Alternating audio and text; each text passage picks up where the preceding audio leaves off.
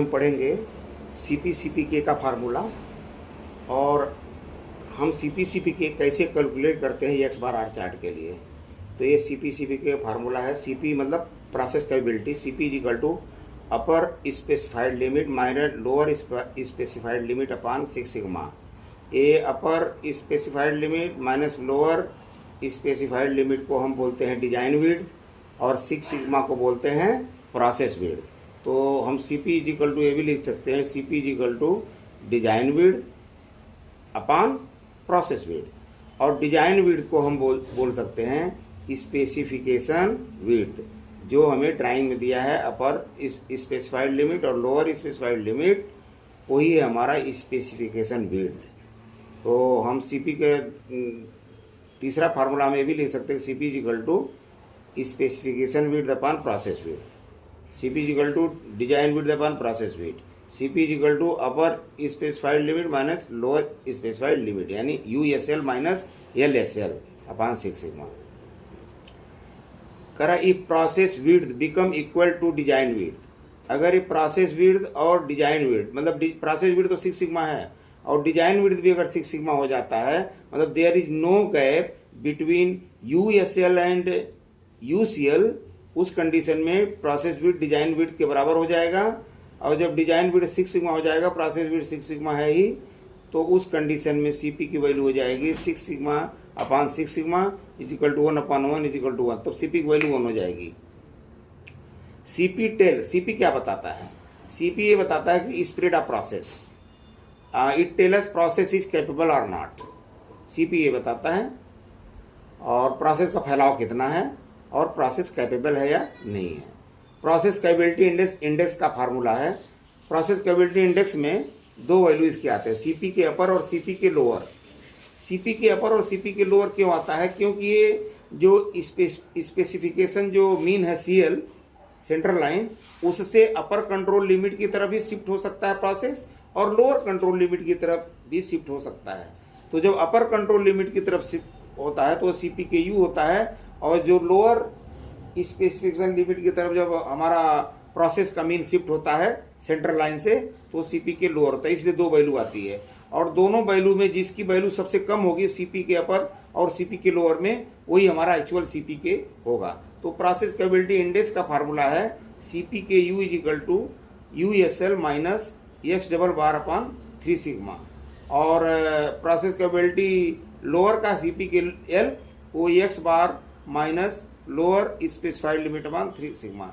मतलब हमारा जो रन चार्ट में है, सबसे maximum value upper specified limit की होती है, इससे ज़्यादा वैल्यू कोई नहीं हो सकती। उससे कम एक्स डबल बार आता है, और सबसे कम आता है LSL लोअर स्पेसिफाइड लिमिट। तो जब CP के अपर हम कैलकुलेट करते हैं तो USL से एक्स डबल बार माइनस करते हैं, और जब हम CP के लोअर हम चेक करते हैं, कैलकुलेट करते हैं, तो x double bar minus LSL, क्योंकि एक्स डबल बार हमेशा लोअर स्पेसिफाइड लिमिट से ज़्यादा होगा, और एक्स डबल बार हमेशा अपर स्पेसिफाइड लिमिट से USL से कम होगा।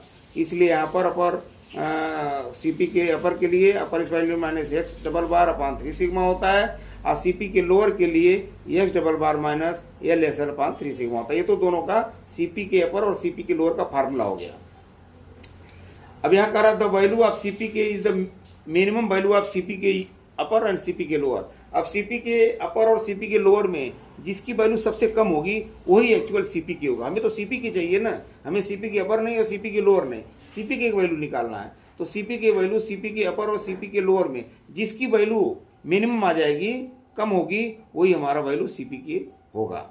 CP के क्या बताता है? CP K tell us process is shifting, process shifting को बताता है। मीन से सेंट्रल लाइन से हमारा प्रोसेस कितना शिफ्ट है वो CP के बताता है, या ये बताता है कि प्रोसेस इज स्टेबल और नॉट, प्रोसेस स्टेबल है कि नहीं। प्रोसेस स्टेबल कैपेबल दोनों बताता CP के, लेकिन CP जो है बताता है प्रोसेस कैपेबल के लिए, और स्प्रेड ऑफ प्रोसेस, प्रोसेस का फैलाव कितना है, यानी 6 सिग्मा कितना है।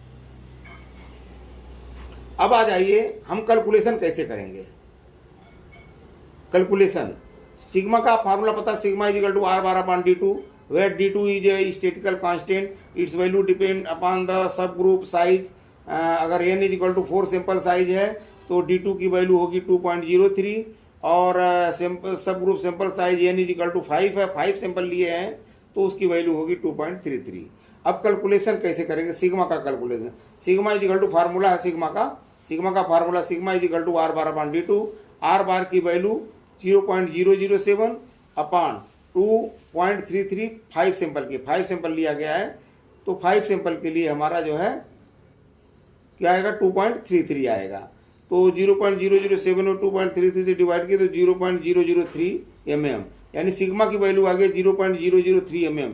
0.003 mm को माइक्रोन बोलते हैं, 3 माइक्रोन, मतलब 3 माइक्रोन सिग्मा की वैल्यू 3 माइक्रोन आई। अब यहाँ पर हमारा जो स्पेसिफिकेशन है, जो हमारा डायमेंशन है, डायमेंशन डाया है कोई 12.950 प्लस माइनस 0.015, 15 माइक्रोन का प्लस माइनस में ये टॉलरेंस है और जो हमारा बेसिक साइज है 12.950 है। अब इसका यूएसएल क्या होगा? इसमें 15 माइक्रोन प्लस करेंगे, यूएसएल हो गया 12.965 और 12.950 में 15 माइक्रोन जब माइनस करेंगे तो लोअर स्पाइड लिमिट होगा 12.935। अब इसकी वैल्यू हमें पता है, हमें सिग्मा की वैल्यू पता हो गया 0.003 mm और हमको साइज दिया हुआ है तो उससे हम अपर स्पाइड लिमिट निकालिए और लोअर स्पाइड लिमिट निकालिए। अब हम कैलकुलेशन करेंगे सीपी और सीपी के। सीपी और सीपी के कैलकुलेशन के लिए हमें ये चीज़ चाहिए, क्या चाहिए? सिग्मा की वैल्यू चाहिए, अपर स्पेसिफाइड लिमिट चाहिए, लोअर स्पेसिफाइड लिमिट चाहिए। अब हमारा सीपी सीपी का कैलकुलेशन हो सकता है। तो सीपी का calculation process capability CP is equal to होता है upper specified limit minus lower specified limit upon 6 sigma, USL minus LSL upon 6 sigma.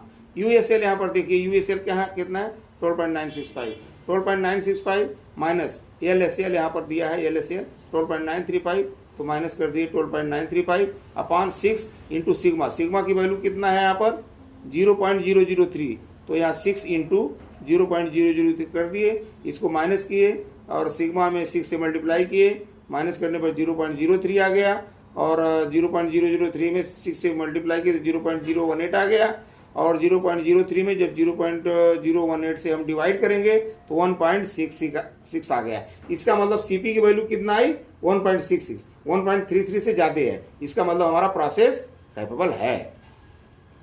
अब सीपी के का कैलकुलेशन देखिए, सीपी के कैसे निकालते हैं।